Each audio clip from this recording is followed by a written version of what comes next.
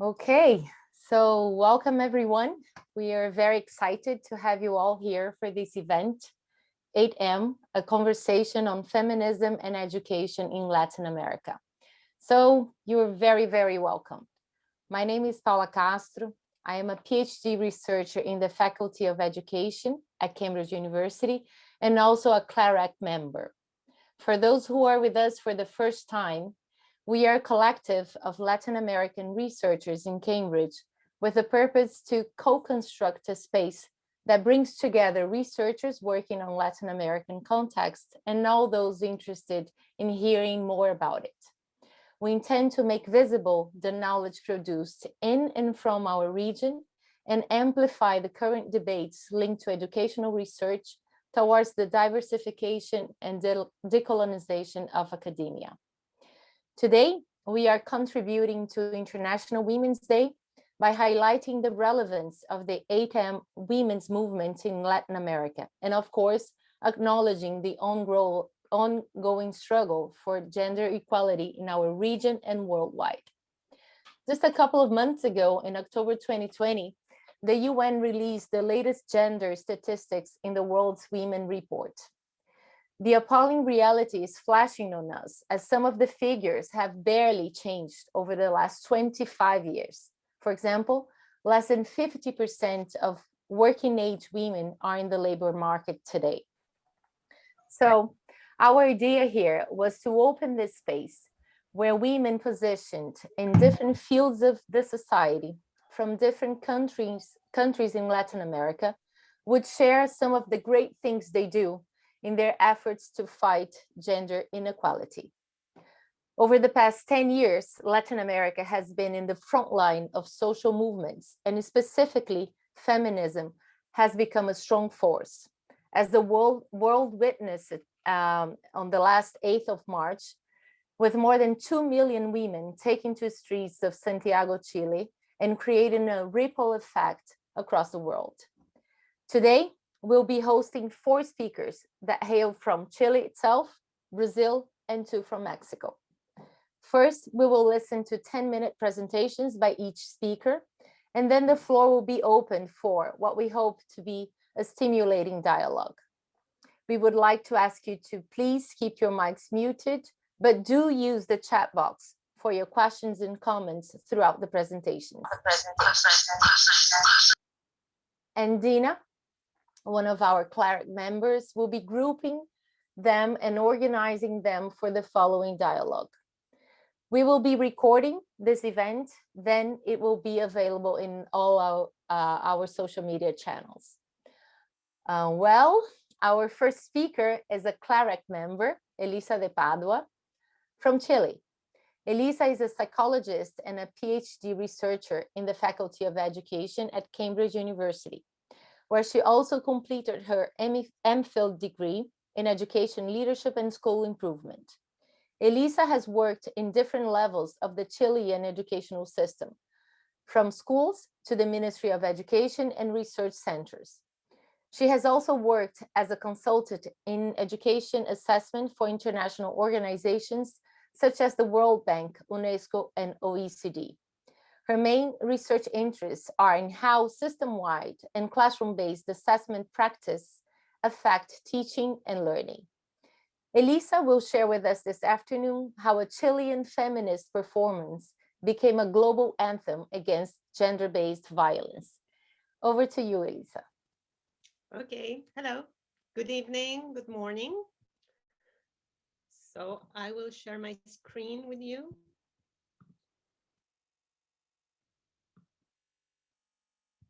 Well, today I'm going to tell you a story of a group of Chilean women who made a song, and they spread this song faster than any record label would have wanted.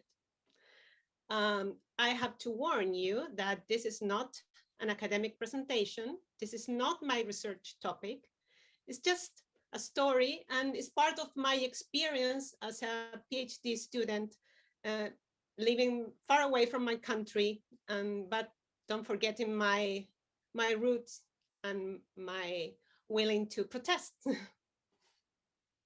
So here it is. Well, as Paula says, violence against women in the world is an issue today. Close to 90 of men and women hold some sort of bias against women. That's part of that report. For example, almost 30% of men and women think that men can hit their wives. I found that it's incredible to think that this happens now. Nearly 1 in 3 women worldwide have experienced physical or sexual violence. And globally, between 38 and 50 of murders of women are committed by intimate partners. The majority of women survivors of violence do not disclose or seek any type of services or support. This is the context of the song that I'm going to talk about. So women have been silenced. But we have not only been silenced, we have been blamed. And I will show you just a little example of how women are blamed for the violence. Just a year ago, the president of Chile, after signing a law that expands the definition of femicide, said this: sometimes it is not only the will of men to abuse, but also the position of women to be abused. We have to correct the abuser, and we also have to tell the abused person that she cannot allow that to happen. It's women's fault. Well, the Chilean context for this performance. Since 2015, every March, the movement Ni Una Menos, it's like no women less, has taken the streets of Chile and other countries in Latin America to fight against sexual violence. And I hope my Chilean colleagues that are in Santiago or any part of Chile, I think they must be preparing to go to the streets today. In October 2018, a big social revolt started in response to a raise in the subway fare. Soon, it transformed into a demand for a new national constitution and a more equitable country. Protests continue until now, despite the pandemic. And human rights were severely and systematically violated by the police and by the government, including sexual violence against women and minorities. In this context, a group of artist women took the ideas of the Argentinian anthropologist Rita Segato about power structures that support gender-based violence and transformed them into a performance, which is Un violador en tu camino, that is, a rapist in your path. This title mimics an old slogan of the police, which was a friend in your path. The first performance took place in November 2018 in the streets of Valparaíso in Chile, in front of a police station. Since then, this performance has spread all over the world. And yesterday, they revealed a new performance, also based in I forgot the names of the, Mrs. Butler. What's her name? I forgot. Well, it doesn't matter. Some relevant authors, and they took their ideas and transformed them into a new performance. Maybe you can check that in Las Tesis Instagram. So this performance spread rapidly around the world, and it has a very interesting concept, fault, because it's not women's fault anymore. And it wasn't my fault, nor where I was, nor what I wore. And this is the main focus of this song, this phrase. So, for example, in Istanbul, a group of women made this performance and they were arrested. Then the police in Chile, they raised a case against Las Tesis because of this song. This became a worldwide phenomenon. You can see in this map all the parts of the world where this performance was held. It was made at least 367 times in 52 countries in all the continents. Oops. What happened?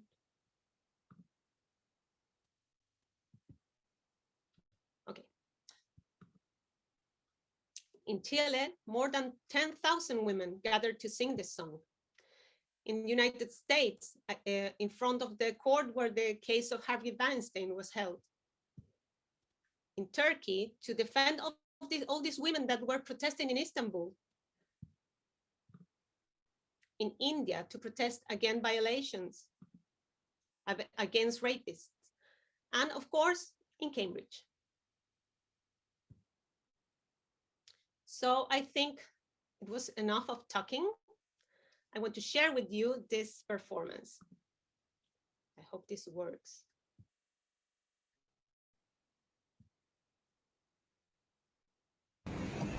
El patriarcado es un juez que nos juzga por nacer y nuestro castigo es la violencia que no ves.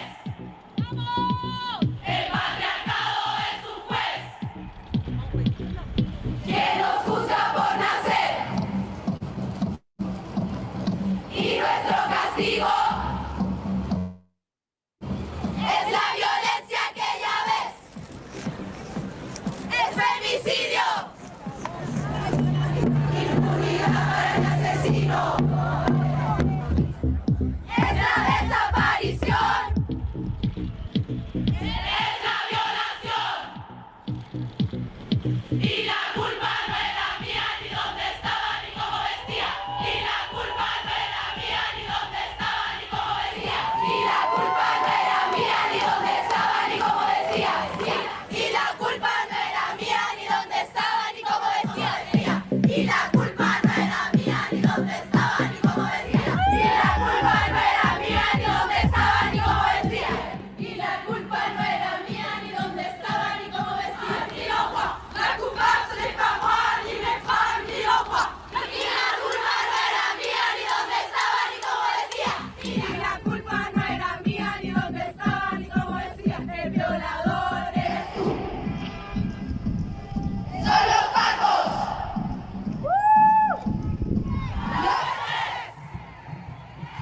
El Estado. ¡Asesino! El presidente. El Estado opresor es un macho violador. El Estado opresor es un macho violador. El Estado opresor es un macho violador. El violador es tú. Okay, and I just want to go back to this map because I forgot to tell you something. This map, I think it's very important because you can see in this map that violence and discrimination against women are issues that unite women all over the world. And when you see this map, I think this is a map of hope. And it shows you that your allies are all over the world. And to finish, I just want to say thank you. And, you know, it wasn't your fault. Thank you. Thank you, Elisa. Thank you. That is always so impactful. Really, you don't even know what to say next, and just like get your masks and let's go. Yeah. But anyway, we have lots to learn together here still. So thank you again, Elisa. That was wonderful. And now it's my pleasure to introduce you our second guest speaker. It's Dr. Karla Esquerre from Brazil.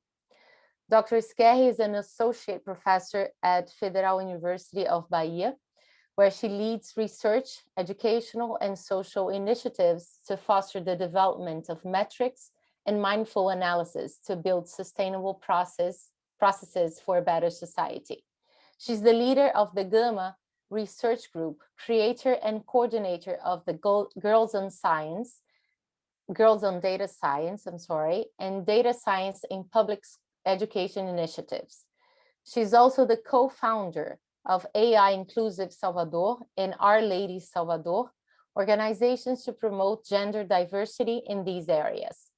Dr. Esquerre holds a PhD in chemical engineering from Unicamp, Brazil.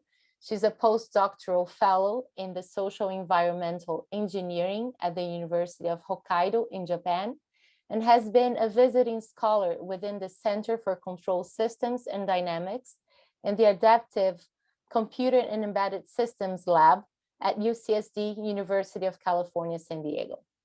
Karla will present Girls in Data Science, Reframing Experience Through Data. Thanks, Dr. Kehi, for being here with us today. And it's my pleasure to have you with us. Over to you.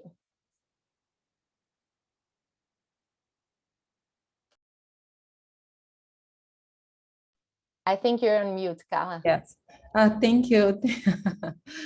Thank you, Paula, for the invitation. And it's an honor to be here today in this special day for all of us. So I'm going to share one presentation I have. So just a minute.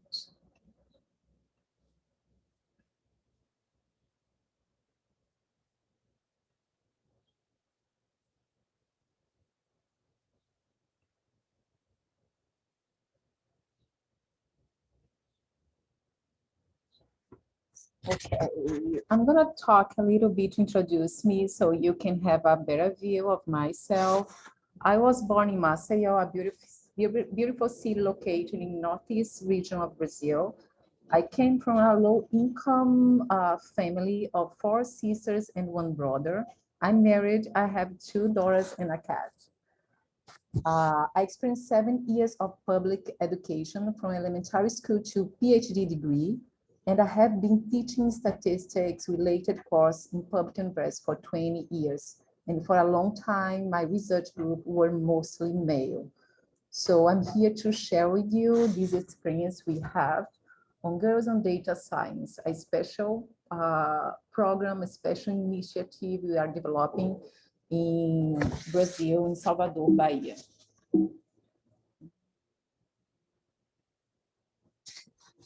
So in 2018, together with 4 female students, we decided to organize a chapter of Our Ladies Global in Salvador to foster gender diversity in the community of our program. 2 months later, the same group was united to write a project that would change our lives. This project was known as Girls on Data Science and aimed at supporting female students from public middle schools to use data science as a tool for identifying and coming up with solutions for social problems regarding their communities. We are talking about female students that struggle to go to school. And although being highly seduced by digital resources, they have limited access to technology and are not prepared to an open, shared, and a data-driven time where data can be adulterated to support fabricated views. But why data science? Data science represents an early opportunity to address the historical structures in STEM that often exclude women and underrepresented minorities. These minorities can explore their experience in living in an unequal and fragile society by developing critical views and communication skills through data-driven analysis. We gathered a multidisciplinary group of undergrad and grad students, professors and professionals from Federal University of Bahia and from other partner institutions to be part of this project. The first year of the project was structured around 4 main actions. Approaching the schools, we call it the enchantment of students and their teachers. We had meetings with students and teachers and schools managers to adapt the activities and to foster the environment. The formative and informative process, we went to schools and we gave classes, and they went to the university to talk more about data science and other subjects. In the connection between theory and practice, students were engaged in developing scientific projects under supervision of teachers and of our team. and to develop a website called Recognizing Salvador with statistics and historical data showing the dynamics of the city. We had the challenge to develop tools to evaluate the social impact of the activities undertaken, resulting in the development of data-driven and scientific skills that could help these students to become agents of social change. As a result of a complete dedication of these activities, we could observe impressive change. Schools were engaged. More than 100 hours of student training and informative activities and 8 hours of teacher training on data science, algorithm, statistics, visual data exploration, entrepreneurship, online teaching tools, and self-esteem were carried out. For the first time, science fairs were held at those schools. More than 100 middle and high school students, including adult education students, joined the science fairs, presenting a total of 120 projects. Some carried out experiments using concepts of physics, chemistry, and science, but others worked with math, geography, and fashion in creative ways. We have still the whole family developing a science project, like here. Grandmother, mother, and daughters, all of them students of the same schools developing science projects. The social and environmental views of those projects impressed all of us. 3 projects were awarded in a scientific conference. Then we observed an increase in the awareness of students and teachers about the importance of data literacy for education and any career. The students that before were most interested in being policewomen, a position of power in communities, or working health or beauty care, were now talking about being engineers, physicians, game producers. An increase of students' scores were observed in different grades. Together, we are talking about data literacy as a tool to understand social, gender, racial, political, and environmental issues. The students start to express themselves from various ways and to talk about their communities. They were changing their perceptions about the city. Overall, students' self-esteem increased. Then we start to plan to our second year of the project, including high school and male students in a new initiative called Data Science on Public Education. But the pandemic arrived. On March 25th, 2020, quarantine was officially decreed in the city of Salvador. Since then, students had not the chance to come back to school, and after 1 whole year, they will be back to school virtually from this month. In 2020, we divide our team into 5 groups working with data science, artificial intelligence, social, racial, and gender leadership, scientific thinking, and social impacts evaluation.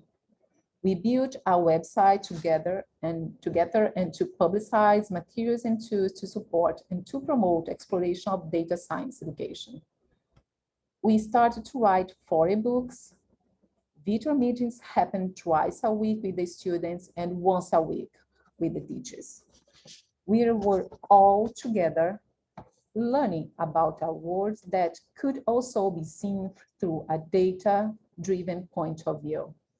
Understanding that the city, Salvador City, goes beyond our community walls, beyond the tourist sites. A society that is diverse and has its own dynamics that could be understood while building a website with data exploration of Salvador, for example. So to conclude, I should say that we all believe that our initiatives open an unprecedented and historic opportunity to help our students to become more resilient for the uncertainties of the future. a highly technological future which will not only require a workforce with strong skills in STEM, but also people who can recognize, understand, and often offer solutions to the problems faced by society through data-driven thinking. We believe that schools, community, university, research funding agencies, national and international investors, and the government can work together to reflect upon the importance of supporting our younger generations to succeed as civil citizens while contributing as social agents to build a more equal society. We believe that together we can change the structure. Thank you to all our students, co-workers, partners, friends, and family who have believed in these initiatives, who have shared their experience and have given us inspiration, time, dedication, insights, and companionship. And thank you again for having me here in such a special event and day. So,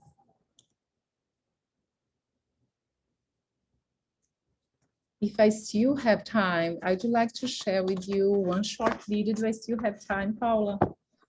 Yeah, I think it's quite short. I think we are on time, right? Yes. So I just want to share with you a short 1-minute video of one of our students, one of the schools. So if you allow me, okay. Com a ajuda dos professores, criaram uma mini central meteorológica, feita com sensores para medir a umidade do ar, do solo e a temperatura. Atividade que pode Not ajudar showing, Carla. futuramente uma fundação, por exemplo. Conhecimento Video que is not showing. Maria sorry. Eduarda, com apenas 13 anos, ela quer.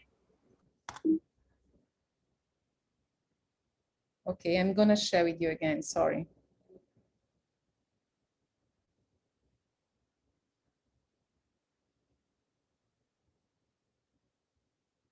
Yes.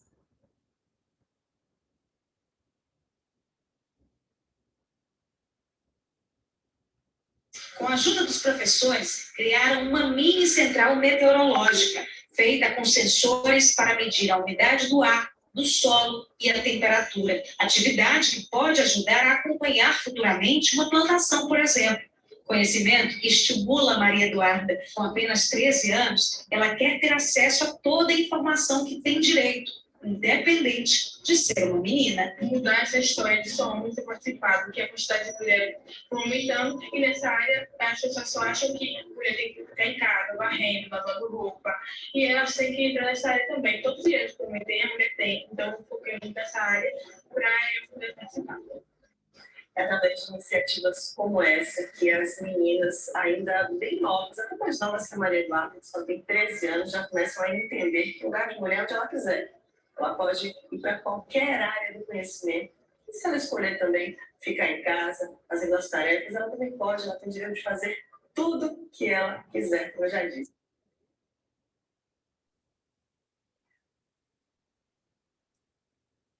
It's amazing. Thank you so much, Karla. It was a wonderful presentation. I'm sure our colleagues, our professors that are here in this event with us will be willing to share ideas with you right after our last presentation. Thank you. It was really fascinating. Thank you. Yeah, and we are heading to our last talk that will be given by a compelling pair of Alejandras. They're from Mexico, Alejandra Brito and Alejandra Luna. And they will tell us about the initiatives developed by a network of women, Mujeres Unidas por la Educación. It is an important network of women creating spaces for dialogue and action in education through a gender perspective. Alejandra Luna is a PhD candidate in education at Universidad Iberoamericana in Mexico City. Her research interests include access to education, educational public policy in relation to practice, and school leadership. Alejandra Brito is an educational consultant who designs solutions for school management and public policy to improve education. She has been part of several projects at UNESCO, UNICEF, and the Organization of Iberoamerican States, OEI, and also the Mexican Ministry of Education. So the floor is yours. Over to you. Okay. Thank you, Paula. Okay, I'm going to share the screen so you can start presenting, Ale. Okay. So good morning, everybody from Mexico. It's really early here, and we are really excited to be here talking to you. And we say it as MUxED, that is a network of women in education in Mexico. And it started in 2019 with 16 women. And today we are more than 150. Our members are specialized in areas such as education policy, research, teaching and learning, early childhood education and care, technology in education, leadership, entrepreneurship, capacity building, teacher professional development, assessment and evaluation, socio-emotional learning, higher education, curriculum development, and instructional design. So our goal is to create a space for dialogue, collaboration, and action within a framework that incorporates a gender perspective on educational topics. And we seek to empower women by supporting equality of educational opportunities for all.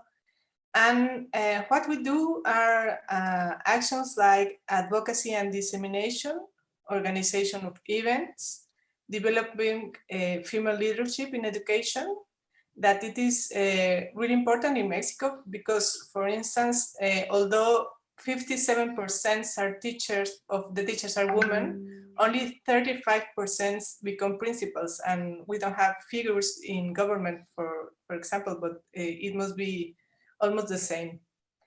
And so we support entrepreneurship skills for women, implementation of educational projects, and we provide access of women's expertise in education. So Ali and me are going to show you some of the examples of activities we are currently taking place. Good. Well, one of the first activities that we started a year ago was precisely for the 8th of March and for the MA9 material. We prepare a series of materials, especially for children between 6 to 12 years old, to explain to them why we were stopping activities on the March 9 Arms Down demonstration. And that was very, very important for us because it built us together and it strengthened the network. Other activities that we have prepared are specifically to promote girls and women getting involved in STEM precisely. And these are talks, presentations, printed material, online material to invite them and come and know that this is an area that they can be introduced to. Another activity that is very, very active is our newsletter. It is every 15 days we present some of the most relevant news focused in education, and also for the activities that we as the network prepare. And it includes one of the activities that we are going to talk a little bit later, which is a note that we have in the newspapers. But I think one of the most important activities that we have in relation to women and education is the campaign Yo también me quedo en la escuela. I stay at school too. This was prepared and thought precisely during the the corona pandemic.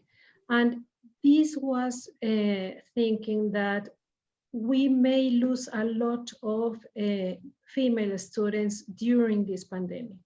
So it is an invitation for them to stay at a school precisely during this time, not to surrender, okay?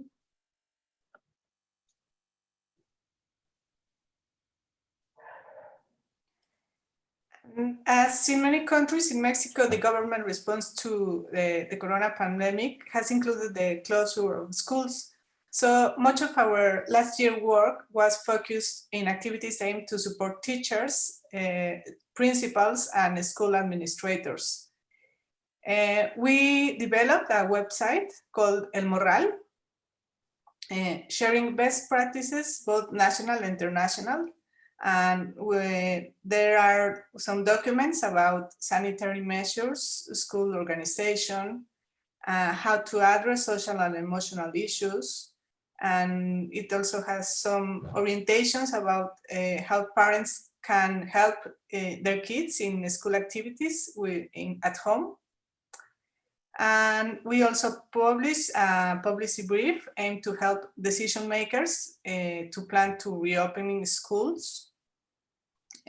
We translate to Spanish a policy brief issued by the OECD and the Harvard Review. It is called A Framework to Guide an Education Response to COVID-19 Pandemic. We organized a series of webinars addressed to K-12 teachers. We made a repository of learning resources and made it available to teachers. And we also provided some support to inspectors and teachers into how to providing education to children, considering the challenges we are facing in Mexico because of the lack of connectivity in many households nowadays.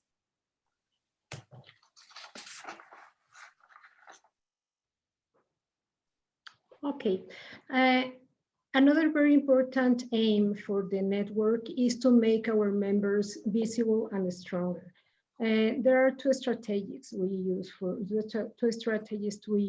this. One is our blog, Pluma Púrpura or Purple Pen, which is dedicated to rethink education. How can we promote the diversity in the ways we express?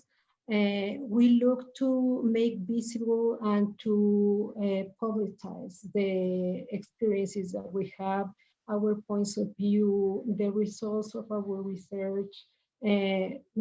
We write some texts that we publish in the main journals in Mexico. And in this, we focus on our opinions, on the analysis we make, on the most important educational topics that we think are relevant in the moment, okay?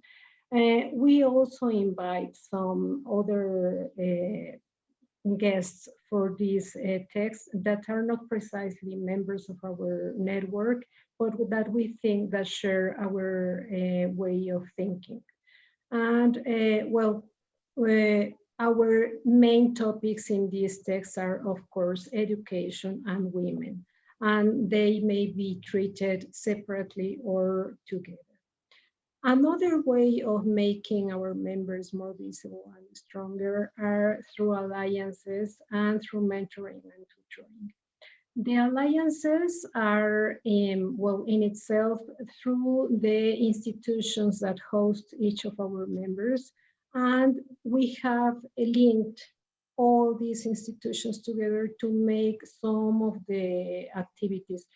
Precisely the campaign that I was talking to you about, this campaign to invite girls to stay at a school, was fostered by this, and some other institutions, public educational institutions joined. So it has become really, really strong, okay? And in this network, we have a lot of members that are from very diverse experience, and the eldest tutor the youngest, okay? So, Ale? Well, those are our social media profiles and our website. So thank you very much. Yes, thank you very much. And take a look at our webpage. Thank you. Thank you. Thank you. Another great presentation, and thanks to you both. Now I'd like to hand over to my colleague Dina, who will be conducting the next part of our event. And please feel free to prepare your comments and your questions, and we'll take this to a nice dialogue. Thank you. Over to you, Dina. Thank you, Paula. And let me thank you, Elisa, Karla, Ale, Brito, and Ale Luna, for being an example of women who, from your own battlefield, you are working towards gender equality. So thank you for sharing your experience on this. And yeah, we encourage you to share your questions or comments in the chat. And I want to start with a question to Elisa that Ricardo posted about the points in the map that you showed. So we see that there are some points or some places where it's shown in the map that there's no activities regarding the 8M, particularly, for instance, in Africa. So do you have any insights about this, Elisa? Yes, well, I think there were some of this performance in Africa. There are some news about that. I think it was in Ghana and somewhere else. But I think this is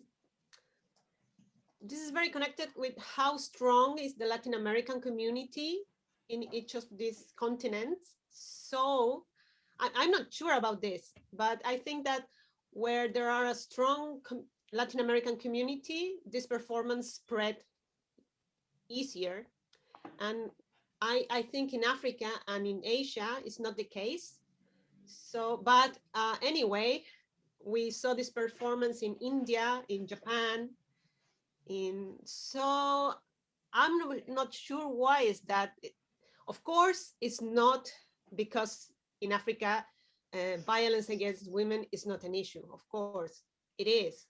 So I think it's something about how the Latin American community is present in those countries. Thank you, Elisa. I have another question for Karla. I think you already answered it in the chat, but if you want to share some of your thoughts about the gender-sensitive pedagogical practices in the classroom that can help us break the barriers faced by girls in science. So we know that girls are somehow they are a little bit less keen to go into being curious about science. So how are the pedagogical practices that we use in the classroom maybe affecting this or making these barriers visible for girls? Karla. Okay, thank you again.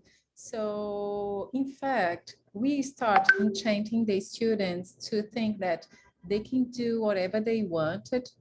So that any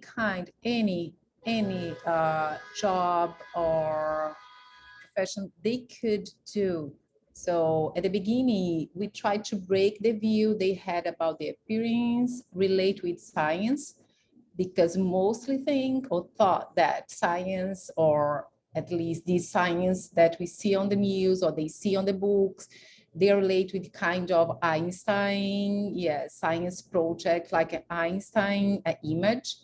So then we start to talk to them, and we talk about women that are working with science all around the world. They are working here at our university, and then we try to show them that science or data science or even technology is related with any kind of area, medicine or health or transport or education, any kind.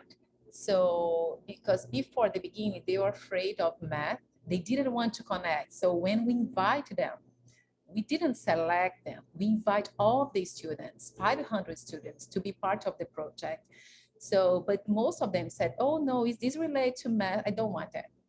So then we had the challenge to show them how math can be, I'd say, like creative, and how it's related to any area. So this was our first experience. Then we brought them to the university and we talked to them, we laughed, we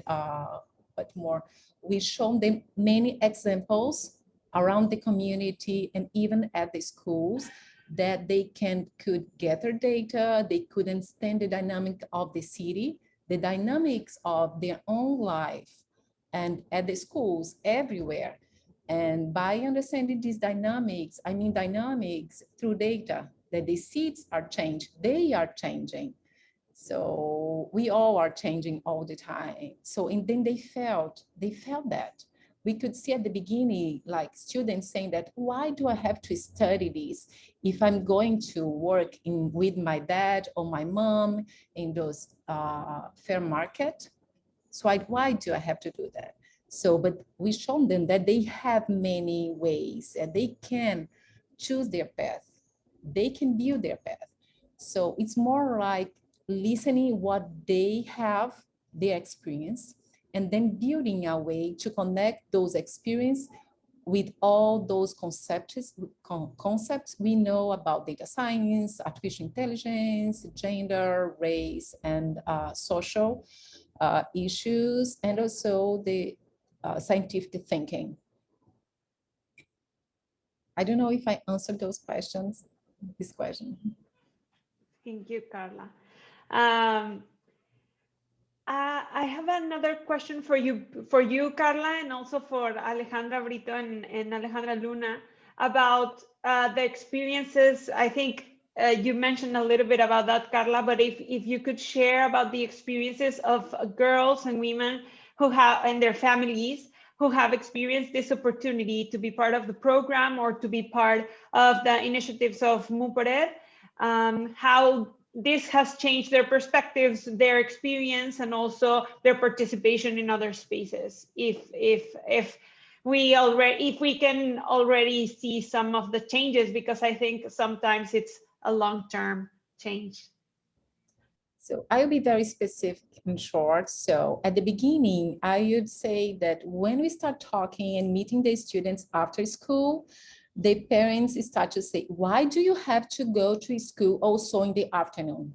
We were there in the morning, the whole morning. You do have to be here helping at home or doing something else. So we had to meet the parents. You had to meet the community leaders and the teachers all together to show them that education is important and what we're doing with the students and what we wanted to do with them.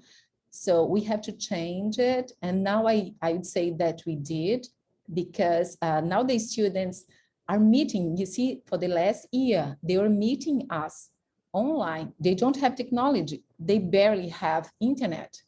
So they are saving their internet to meet us twice a week and to learn more, and for the whole year, even with this pandemic, and now they're still with us. So, and for the last example, I'd say like for 1 month ago, we bought some books for the students to study with us. And then I scheduled a Sunday to give all of them all the books we had bought for them, and all the parents were there. We chose Sunday because they work, because of the pandemic, but they were there Sunday morning to get the books, to talk with us, to take pictures with us. So it's impressive how they changed. So I'd say that's working with the schools, community leaders, and the students, enchanting them and talking to them. It's very beautiful. So they changed, we changed. Thank you, Karla. So for us, well, our work, we are working mainly with teachers and principals and decision makers, and they are working with girls. So we are not working really with the students directly. So it is hard at this moment to know the impact we are having. We are trying to raise awareness about gender equity. But I don't know, Ale, maybe in the campaign, Yo Me Quedo en la Escuela, there are some direct impacts. Yes, but we don't have numbers exactly like rush or hard number. We don't have it. But I agree with you that it is more a sense of raising awareness. And in the beginning of the campaign, for instance, the teenagers involved, they were kind of reluctant to participate, and now they are so involved, and they TikTok, and they are so active in the campaign that we think it is a reflex of the effects of the campaign. Okay. Thank you. And it's also important to know that it's a network. So having so many people being part of the network is also an impact. And if you could share us your experience in organizing this activist group in relation to manage the work and personal life with participating in the group, how you can make this happen, and how it has been relevant to your experience, Ales. Okay, I think it is a matter of being very organized and wanting to do it. Okay, so for instance, we had to make like very clear rules to participate in the WhatsApp chat that we had, because sometimes it was like 1 a.m. and we were receiving messages from one of our members. So it is kind of balancing all the activities, but it is very interesting too, because our families somehow get involved. And maybe I have a teenager, a male teenager, and sometimes he comes and asks questions. And I think it is part of the importance of being part of this activist group, okay? That we start making changes from within our own families, and we pretend to expand, but we don't know how far we're going to get.